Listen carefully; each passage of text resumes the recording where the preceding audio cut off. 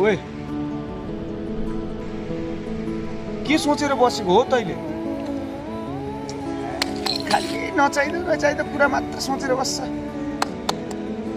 ल सुर्तिका होइन, घरको कुरा नसोच्न हो। कति मनमा कुरा खेलाएर बसे हो तैँले?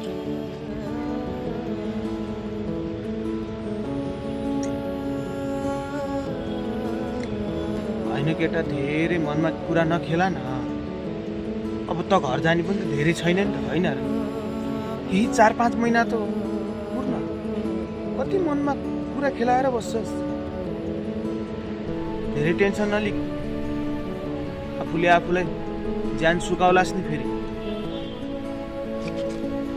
आफू घर नगएको पनि 3 वर्ष भइसक्यो। त अब 2 वर्षमा जाँदैछस्। खै म कहिले जाने? ल राम्ररी गइस् नि, आफ्नो ख्याल गरेस्। चिन्ता नलिग्न साथी। अनि तँलाई म बिर्सिन्छु। म नेपाल गए पनि तँलाई बिर्सिँदैन। म यति सम्झिन्छु कि मलाई विदेशमा साथ दिने तै त होस्, अरू को छ र? अनि साँच्ची तेरो घर पनि जान्छु ल। अनि तेरो मम्मी बाबासँग पनि भेट्छु। अनि तेरो राम्रो कुरा भन्छु। मलाई धेरै साथ दिएको थियोस्। अनि त चाहिँ कहिले आउँछस् नेपाल? खै कहिले नेपाल फर्क। ऋण धेरै छ, सायद तिर्न नसकुला।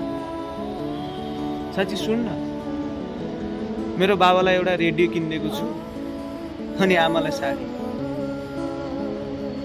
त्यो चाहिँ लग्दै है साथी। अनि मेरो बाबा आमालाई सबै सन्चै छ, राम्रै छ, पैसा राम्रै कमाइरहेछ, काम पनि राम्रो छ भन्दै है। नत्र भए मन दुखाउला नि।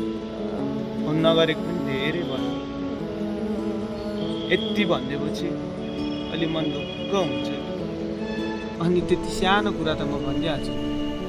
तेरो बुबा मेरो बुबा, तेरो आमा मेरो आमा एउटै होइन र?